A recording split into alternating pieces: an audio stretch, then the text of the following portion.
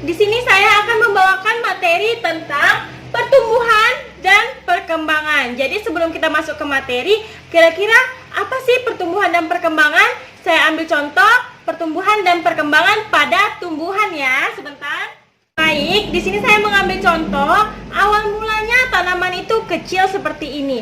Lalu bagaimana dia bisa tumbuh ke atas seperti ini? Bagaimana dia bisa melebar seperti ini? Apa yang membedakan pertumbuhan dan perkembangan? Nah, jadi di sini saya bakal ngejelasin satu persatu mengenai pertumbuhan dan perkembangan pada tumbuhan.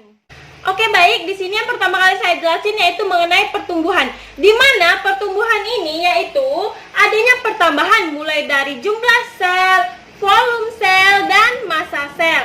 Nah, jadi contoh dari pertumbuhan ini yang kita temukan sehari-hari yaitu di mana ia dapat diukur. Contohnya tingginya. Nah, misalnya nih tinggi dari tanaman ini yaitu sekitar 20 cm. Nah, seperti itu. Jadi, yang namanya pertumbuhan yaitu dapat diukur. Nah, jadi pertumbuhan ini dikatakan sebagai irreversible. Apa itu irreversible? Di mana ia tidak dapat kembali lagi. Contohnya seperti ini ya. Dari yang kecil hingga menjadi besar dan ia tidak dapat kembali lagi menjadi kecil seperti ini ya. Nah, yang selanjutnya bakal saya jelasin yaitu tentang perkembangan. Nah, perkembangan ini yaitu proses menuju kedewasaan. Jadi, bagaimana melihat tanaman yang sudah dewasa? Nah, melihat tanaman yang sudah dewasa apabila alat reproduksi generatifnya sudah berfungsi.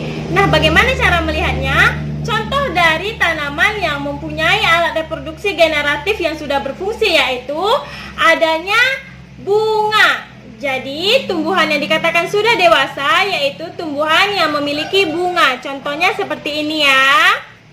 Sudah paham? Nah, jadi perkembangan ini tidak dapat diukur. Contohnya seperti ini. Kita tidak mungkin dong bertanya kepada teman kita seperti ini. Contohnya perkembangan kamu sudah berapa senti?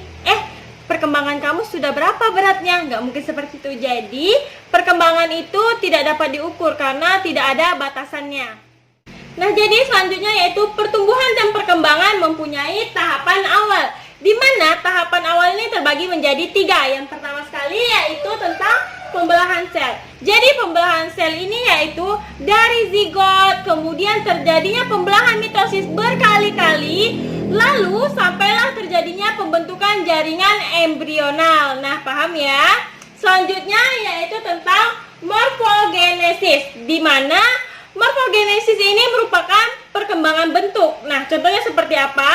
Yang tadinya jaringan embrional kini mulai melakukan perkembangannya seperti bentuknya. Yaitu contohnya seperti apa? Seperti akar, batang, dan juga pertunasan. Oke?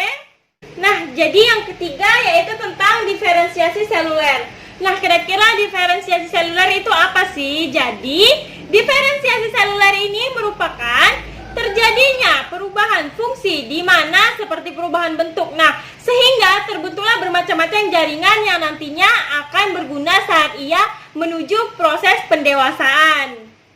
Pertumbuhan itu ternyata dapat diukur kecepatannya melalui kurva. Jadi, kurva ini disebut dengan kurva sigmoid, di mana garis yang arah vertikal ini menunjukkan kecepatan. Nah, sedangkan arah yang horizontal menunjukkan waktu.